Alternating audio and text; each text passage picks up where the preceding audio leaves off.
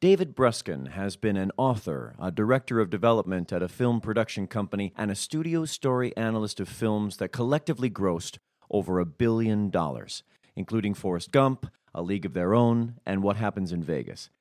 David was the only story analyst member of the 45-person board of directors of the Motion Pictures Editors Guild. And I understand that's as of 2 days ago. Isn't that right, David?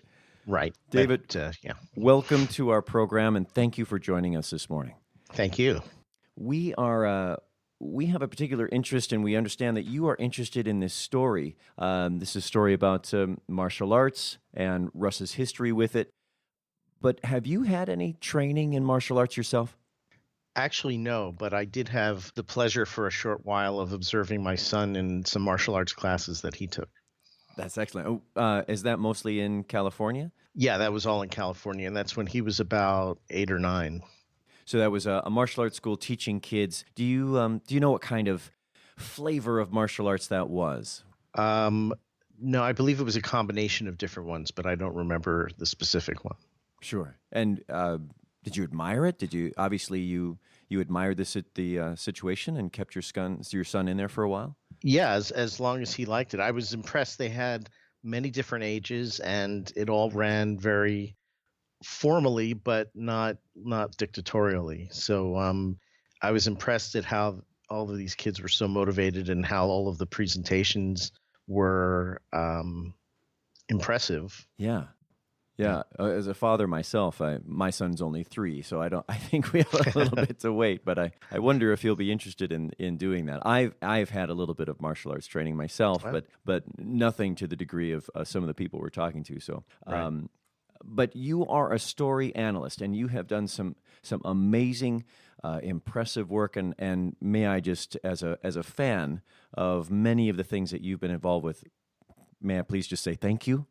Thank you, and congratulations on your success. Oh, shucks. Well, thank you very much. I appreciate it. It's story analysts are a lot of times unsung, and it was a pleasure to be part of those projects. And sometimes, you can actually even see one little detail or something that you contributed, at least visibly, but also what we end up contributing is much more, even though it's not necessarily on the screen as a specific item, it ends up showing up in the story and things like that. Is this something that you fell into? How did becoming a story analyst begin? Yes, I fell into it. Yes. It's the platitude you always heard about being at the right place at the right time and ready for it. I had gone to film school, and after I was out, I was working. I was working. You may hear my cat, by the way, here once in a while. Oh, she's geriatric cat. She's welcome. I was working at just a temp job and trying to find something better, and I was alphabetizing pay cards and ended up calling friends every 5 minutes going, please, I need to get out of here, or else I'll put a paperclip through my brain. And I called everybody I knew, and one of the people I called was a woman for whom I'd done some work in graduate school, who was a story editor at Warner Brothers at the time.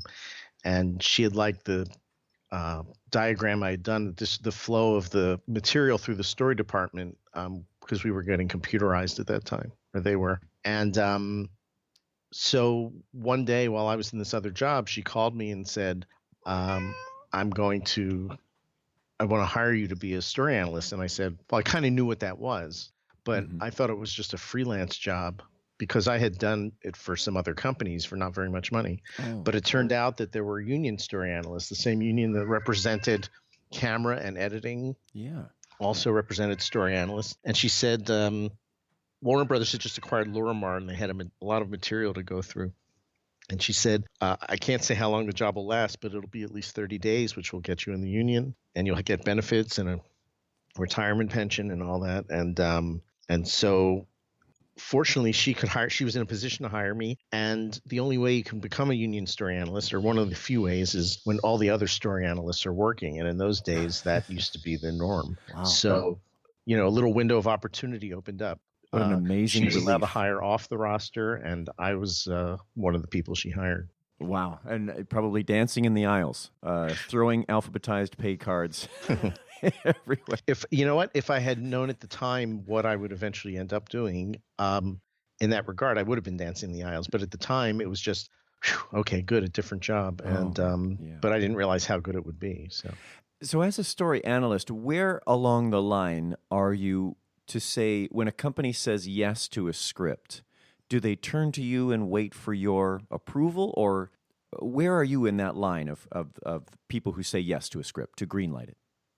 Well, we're the gatekeepers, as some people have called it. Gatekeeper. Just to give you a rough idea, entertainment attorneys, or more often agents, will submit material to a studio, and it has to be what's called solicited material. That's why it has to come from one of those people usually, which means that they call up a studio executive whom they know and say, I have a story about blah, blah, blah. Would you like to see that? And the executive says, yeah, send it over. So that was a solicitation that the studio executive responded to. Unsolicited material normally has to sort of go away. They used to be able to accept unsolicited material at studios if the author signed a release, but even then it took a long time to go through. Nowadays, with so much litigiousness, they don't even do that anymore. So once the script comes to the studio executive, the assistant there may log it in, but then they send it to the story department that officially logs in all of the information to identify it, the title, the author, the length, what draft it is, if any, what date it was written. And then they give it to somebody like me, a story analyst. And a story analyst will read it, write a synopsis, and then comments as to whether it should be considered further for possible purchase, development, production by the studio. So you are analyzing the story for its quality, and I want to talk to you more about that. But are you also keeping in mind the trends of the culture or the particular branding of the company, the messaging of the company, for instance, if there is such a thing? Yes, all of the above, actually. Oh, you are? We first of all, we don't analyze just the story. We're called a story analyst, but it's all aspects of the story and what makes the story work. And we can get into more of that later. But I mean, character and relationships and everything else. Yes, we do keep in mind what the studio wants in as far as we can. I mean, a lot of times they'll be specific and say we have a deal with so and so, and we're looking for a role for him or her. But we also need to be aware of the zeitgeist and what's going on in the culture. And we don't want to repeat everything that's just been made, but you need to be aware of what movies are out there and what's popular so that you know where the audience is. There's a little bit of riding the wave of the popularity and also a little drop of the futurist in you, who is going to decide where the trend of the culture is going to go. Possibly. At the same time, even though we're aware of the popularity, you want to be careful not to just do that. I mean, sometimes people will, in those positions of power, will say, on the weekend after a movie hits big, they'll say, we need one of those. And if you're chasing after the trend, that's not good. And I think what we were always told to do was, even though we know what the sort of paradigm is for a movie the studio would want, and I'm not even sure we do know that, but we have a vague idea. The idea isn't just go after that. The idea is to find whatever seems to be good. Sometimes that'll be a fit for the studio. Sometimes it won't be. But your job is to at least call it out if it has potential. You were talking about how technology had changed once you started coming in. They were going to log into a computer a story. They were going to put its author, its draft, and things like that. How has technology changed the job of a story analyst? I have to say it really hasn't, because back in the old days, they used to do, typewriters, and now we use word processor, computers. In fact, word processors, that's like an ancient phrase. So it's not much different in terms of being a story analyst. I would say, though, that it's changed more for writers. I mean, not only is there formatting for screenplays, automatic formatting on computers, but there are now different pieces of software that help writers write their story or create their story by asking series of questions. Mostly is how most of those programs work. There's some others. But I would say for the story analyst, technology hasn't really changed that much. So then it comes down to the story. It comes down to you reading the story and seeing how you enjoy it, how it engages you. So what does draw you to a story? Well, and as I said, first of all, I'm reading the entire script. I don't want you to think it's just the narrative or just the story. There's more to it. But the bottom line is, the very first thing is, do I respond emotionally to it? I mean, when I get to the last page, do I feel like I've just read something important or that moved me, made me laugh? Or was it just, okay, well, that kind of seemed like 1,000 other scripts I've read? So something that separates it from other places, something that's a catalyst to emotion. So not only are you looking at the script from maybe a business sense of from first page to last page of how it would work and maybe locations, you just said you're not just reading the narrative. So after you do that, then you examine the story. How many times are you going through a script as a story analyst? Just once. I mean, try to Okay. read it.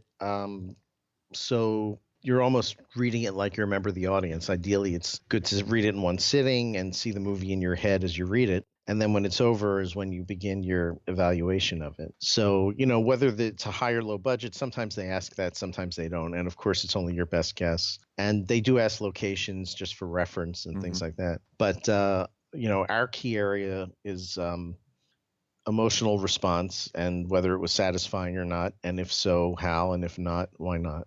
I have to admit my immense admiration for you and for your career, your job as a story analyst. As an actor, it's sort of my job to sort of increase my skills in being a story analyst. But I find that I am constantly chasing that as a dream. And so I admire your ability to do that. I think it's an amazing thing. Why don't story analysts get recognized for this incredible job that you do?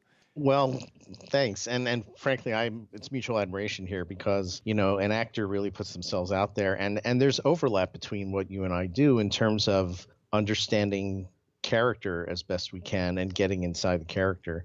You have a deeper obligation to do that, but we have a need to at least understand that and see if it's working for us or if it would work for an audience. About recognition, there were times during my career that it would come up, and we would even among the story analysts debate whether we should do it or not. I used to say, why not? I mean, if the second assistant driver's massage therapist gets a credit, why don't we? And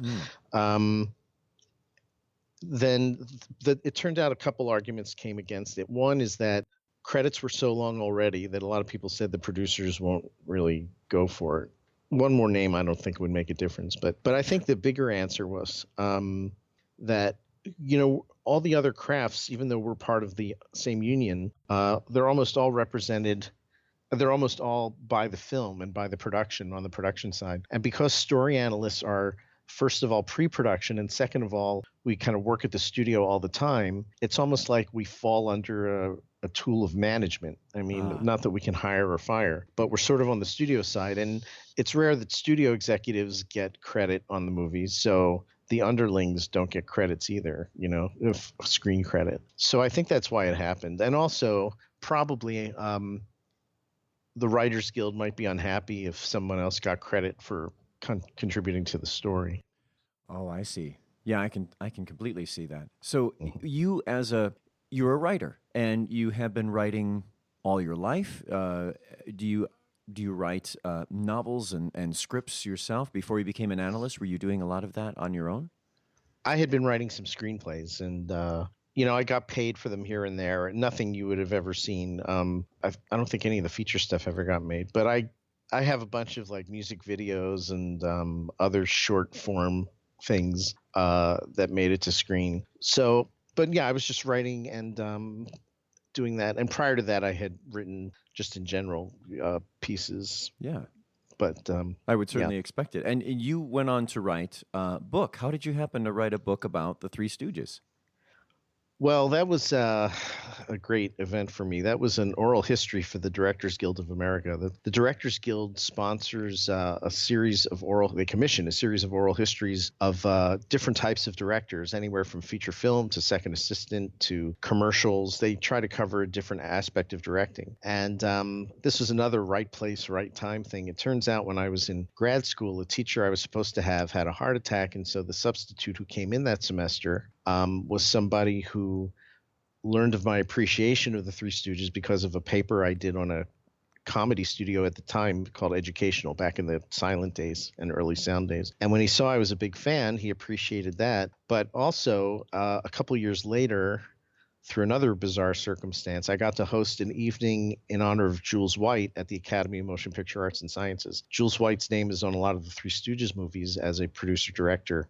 He headed the Columbia Short Subjects Department for 24 years. And because the Academy had called a place that was doing a Marx Brothers documentary to ask the person who was the Marx Brothers expert if he wanted to host the evening. And he chose not to, but my friend who was editing the documentary said he knew of somebody, meaning me, who would be interested. And so I got the call from the Academy, and I got to host the evening in honor of Jules White. And so when the two came together, it turns out that the teacher I had for this class was in charge of oral histories at the Directors Guild. And he had not even known, he knew Jules was still around. He didn't know Jules's older brother, Jack, who was also a comedy mogul of his day and ended up directing Stooges shorts under the name Preston Black. Didn't know he was still alive. And so there was a happy confluence of events, and the oral history began just as Jack and his brother Jules were getting a little too old for it. So we kind of caught them right on the cusp. And so that's how it came about. That's terrific. So your book essentially has become a resource for others as they're looking into the history of the Three Stooges. Right. And in fact, Jules had always sort of threatened to write his own, to do an autobiography. And I think he even had a manuscript, but it never actually got done or published. And so although there were interviews with Jules that you can find elsewhere, this was the only book, that's kind of straight from his mouth in terms of events that happened. The other plus of this book is that because Jack and Jules were brothers and they had a younger brother, Sam, who had also been in shorts and then eventually directed some features and produced early television like Perry Mason and The Outer Limits, we got not only all three of their stories, but their story collectively growing up in a part of LA called Edendale, which is where literally Max Sennett would make movies outside their front door. And Jules at age 10 was an extra in Birth of a Nation, and amazing. Stubbed his toe, and D.W. Griffith, called out through the megaphone, "Boy, are you all right?" Some great stories. So, but it's not only writing screenplays and scripts and writing about the Three Stooges, but could you tell us a little bit about the review? Oh, I've always kind of considered myself, or I've enjoyed being a wordsmith, and I grew up loving the records of Alan Sherman, who did song parodies, and Tom Lehrer, who did original song satire. And I used to love listening to the Capitol Steps, which was a group of originally Capitol Hill interns with senses of humor and wit who got together and made a whole bunch of song parodies based on things about Washington, D.C. And their specials would air on National Public Radio.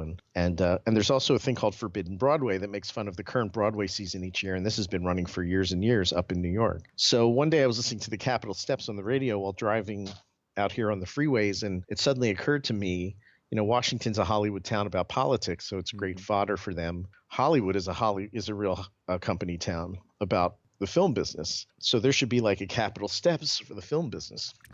So I decided to try my hand at writing these song parodies, and I ended up churning out quickly about 20 of them, I think. And I thought, this is fun. And I called it the Hollywood Hills. And at the time I was involved in a comedy improv group here in Los Angeles, and the theater was not being occupied for the summer. So they would solicit people to sort of fill it up and have some business on some nights. So for 4 nights, 4 weeks in a row, we mounted this show, and I did with a cast some of the parodies. And then about 6 months later, we did an even more, because of the positive reaction, we mounted a more formal version and eventually made a cast album. And we ran in a cabaret here in LA for about 6 months and got the LA Times and Variety and LA Magazine to all come out and all give it good ratings. It is just so, I just want to take a moment to say it's so great to talk to someone who admires and loves not only your craft and the industry, but the history of the industry as well, and has done such amazing things within the industries. And it's just remarkable to hear you talk about it. Oh, well, thanks. We're talking about this project now, and I'm really interested in how you, because of all the things that you've done, how in the world did you meet Russ? Well, I don't mean that disparagingly. I think you know this story, but this harkens back to, because of the Stooges and the Review and all that stuff, I used to call myself a pop culture fringe dweller. And in fact, one of the things I did in school for a television class when I was in college, the guy wanted an original paper, not just a research paper. And the same semester that I took the history of entertainment television, which is like the easiest class I ever took. I also took the hardest class I ever took, which was history of Soviet foreign policy. And this was, pre-Glasnost. So it was still Cold War and all that. And, having grown up during the Cold War, I kind of always wondered what was behind the Iron Curtain. So this was a good chance to find out. So that paper, having done that, for that class, we had to read all sorts of, rhetorical and jargon-laden things, including the Communist Manifesto. And I ended up writing a paper called Gilligan's Island, a socio-political allegory of our time, in which I relate each character of Gilligan's Island to the capitalist class struggle as outlined by Marx in the Communist Manifesto. So I would do, using the theme song to structure it, I would say there's Gilligan, and talk about the proletariat, the skipper too, and the petty bourgeoisie, the millionaire and his wife, the aristocracy. Of course. Movie star, which is more of an Earth Mother Force common to all of them. Professor and Marianne, the intelligentsia, and the agrarian society. So I got an A- on the paper, and it was fun. And I ended up, in fact, eventually meeting the creator of Gilligan's Island, which is all a long way of telling you that the way I met Russ is because we were on Facebook, and on somebody's page, I saw the post of a guy named Russell Johnson. And I didn't even know this guy, but as a joke, I made some joke about, being him being the professor on Gilligan's Island, because the name of the actor who played the professor on Gilligan's Island was Russell Johnson. Yes. And Russ has a sense of humor, and he wrote back, and we just kind of started talking back and forth, and that's how I met Russ. And then Russ at some point actually came out to LA, and I'm not even sure I knew why at that point, but I thought, sure, yeah, let's get together for dinner, which we did. Yeah. And then he started telling me the story of what he'd gone through, which, is unusual and compelling, and he has real passion about it, of course, because he lived through it. But he's also that kind of guy. He gets people interested in what he's doing. And so that's how I got sort of involved, because as I thought it was a story worth telling, and he actually took that ball and ran with it. And that's why we're here today. And I'd like you to talk a little bit more about that. From your story analyst perspective, what is your attraction to this story? Yes, indeed. I mean, his passion, that's kind of why I'm sitting here too. He brings people in, and his story is fascinating. But what is it? What are the components of what makes it so fascinating? Is it his journey? Is it his arc? What is it? Well, that is part of it. And his passion equals emotion. And as I'd said before, the bottom line on any story, whether it's in suitable shooting form yet or not, is emotional power.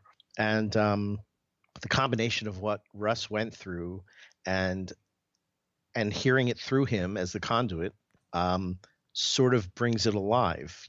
I mean, a jaded person could, I won't say jaded person, but there's a tendency when you're a story analyst, because you read so many pieces of material, to say, oh, this is like that, or this is like this, or so somebody hears martial arts, they'll go, okay, well then it's Karate Kid or something. But that's dismissive for any piece of material if you're just going to brush it off like that.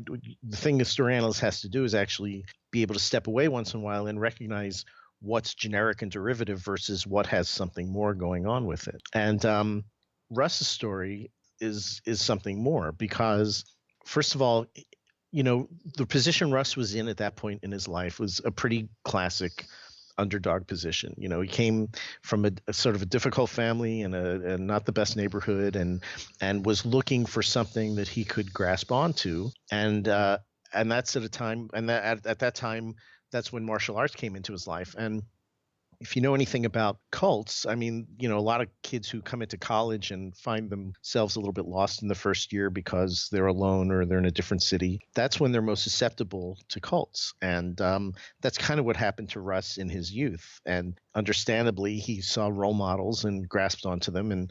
And then something good turned evil. So you have some classic story elements here. You have Russ as an underdog whom you root for, and you have something good come into his life turning bad, which becomes conflict, and suddenly they're the ingredients of a potentially strong story. Yeah, I find it particularly interesting as a fan, even of karate movies, kung fu movies. They all seem to have a similar function. They're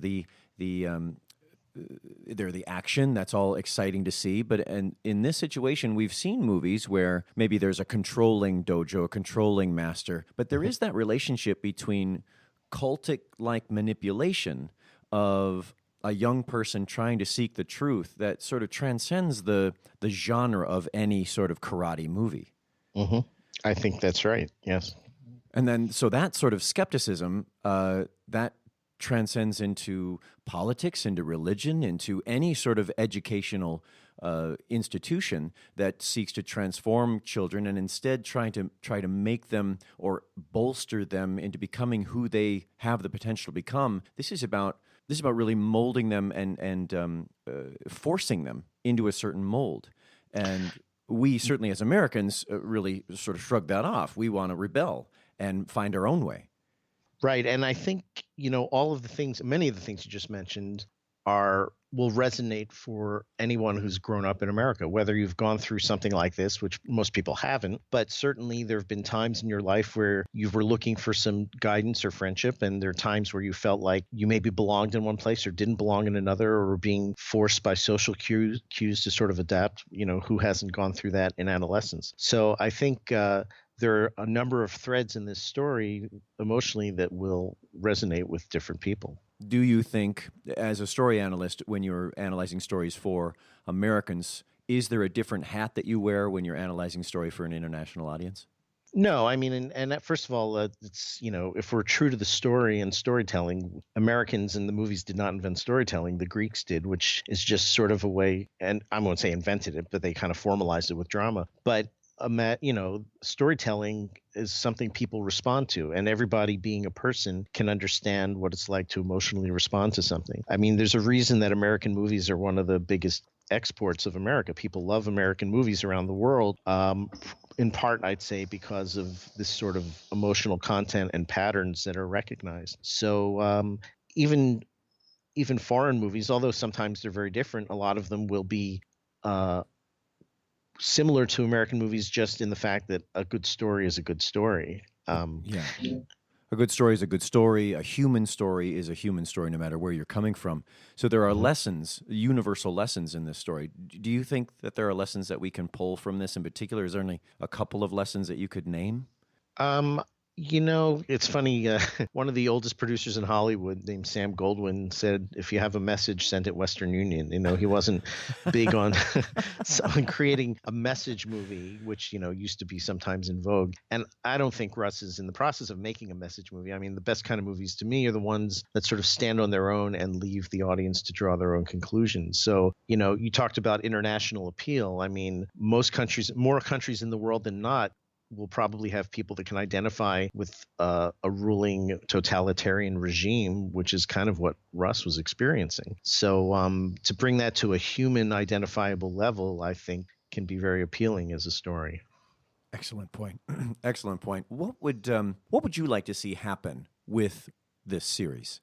Whatever Russ feels he can do with it, I think is best. I mean, when I met Russ, it was just kind of a story, and then I got a book from him that he had written that sort of laid out a lot of it. And, this whole process has been about getting it into a more narrative, presentable form for a bigger audience. So Russ seems to be doing a fine job. I mean, again, here we are. And I think this is the way to go. I don't think we need to necessarily map out a blueprint of where this should go. But I think as far as Russ feels good taking it, that's where it should go, because as long as there's something still to be told, a story to be told, that's as far as it should go. I mean, if there's, who knows, perhaps there's other stories out there like this that could fall under the umbrella of a series or something like that. But it comes down to what the basic appeal is for the audience, and then seeing if there's anything similar that could still be done with the material. Mm-hmm.